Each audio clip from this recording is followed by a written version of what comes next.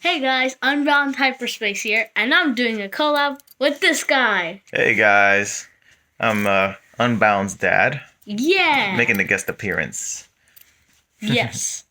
Okay, so today we're going to talk about, similar to my first video, but we're going to talk about a Lucario strategy.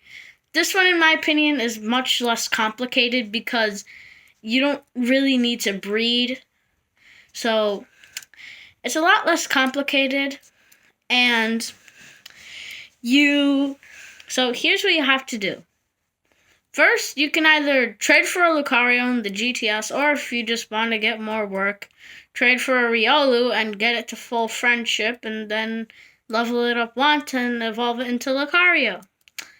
And I don't know why you would want more work, but, well, that's your decision. So, Lucario is a pretty cool Pokemon also. Yeah, Game Freak actually really likes Lucario, fun fact.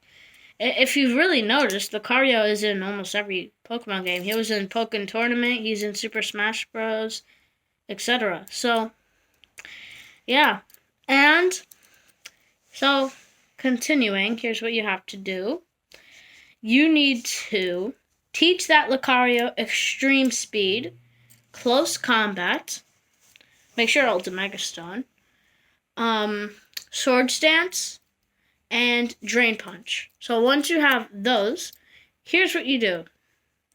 You Mega Evolve on your first turn, and you should be bulky enough to take one hit. And but if you're not, well, it's not as good as the Mega Charizard X strategy, but it's easier. So you should be able to tank one hit unless they have a ground type that knows Earthquake if they do switch out. So, Which game is this for? Ultrasun? Ultrasun, yes. Ultrasun, okay. So, then what you want to do is once you have it taught all those moves, you could go to the move tutor. You have to get a heart scale. You can go to a certain town. It's like a sushi place. Order the one that says, the bottom one, it says, "Are you sure most youngsters don't like this?" Order it and you'll get 8 heart scales. Then go to the place where the Elite Four is and go to the Pokemon Center. Go all the way to the left and you'll find, the right. And then you'll find a lady. Talk to her. She's dressed in green with white flowers. I think they're white flowers. They're either white or pink. So, yeah. And this is to get him evolved? No, that is to get his moves. Like, if you're having trouble getting the moves, or if you just don't want to level him up, you could just go there and teach him all those moves. Very nice. Yeah. It's pretty easy. But what about now to try to get him evolved? Because people are going to want to try to get him evolved over to, what's it called? Lucario? No. Megaevolution. Oh, well, first you need to just get through the game. You have to beat the game. Then eventually you will get to a certain place where one of the challengers will give you a keystone, and I'm pretty positive a Mega Alakazam stone. So once you have those items, then you can go to the battle tree.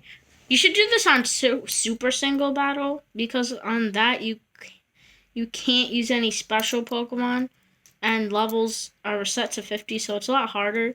So this strategy helps. And yeah, so then you must, once you have all that done, here's what you want to do. Your Lucario is Mega Evolved. Sorry. And your Lucario is Mega Evolved. Yeah, then you want to use Swords Dance. Alright? Set up one Swords Dance, and it will up your attack sharply. So then, what you want to do is if you take a hit that doesn't do half health, you could do it again if you really want to. And then here's what you want to do. You're so fast, since you're Mega Lucario, he's very fast.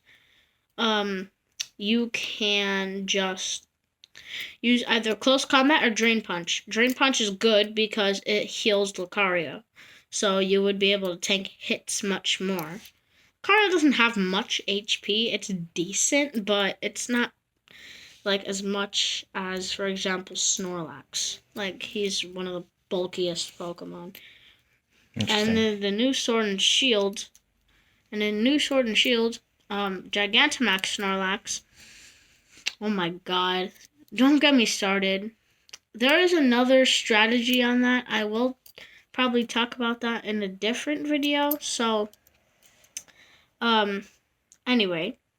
Then once you have that set up, you can just roll with it. Then just either keep using Drain Punch or just keep using Close Combat.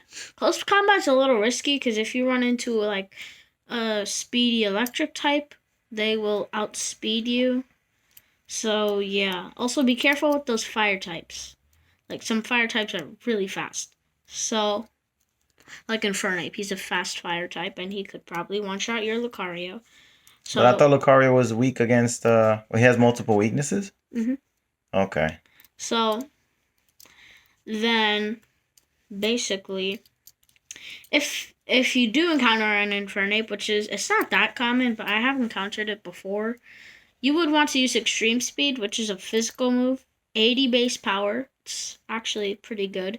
And since you upped your attack and you're not very bulky, but so you can do that Extreme Speed, and since it's not a steel type or a rock type or any type that normal is weak against or normal is not very effective against, you can just use that. It might not one-shot KO, but it's guaranteed to do a lot of damage. So yeah. Okay. And don't get tricked, because some Pokemon that like Snorlax, they might spam Curse, and since they're already really slow, they'll just be upping their attack and defense freely. So if they do that, you probably won't one-shot them. So just be careful, because you might get them really low, then you can use Extreme Speed, but that's not guaranteed. So, and no, they hold a citrus berry, that's the thing. So you might not one-shot them, but it is a pretty good sweep. So yeah, and that's pretty much it. Okay, that's very informative. Yeah. A lot of detail on that. It was very good. I like that. Thank you. All right. Any other comments? Well, my only other comment is just make sure to like and subscribe. Yeah. That's exactly what I was going to say. Make sure to like and subscribe. Yeah. If you have any comments to further discuss about this topic, feel free to do so down below. Mm-hmm. And I guess we'll catch them next time. Yep. All right, guys. Peace out. Peace. See you in the next dimension. Peace out.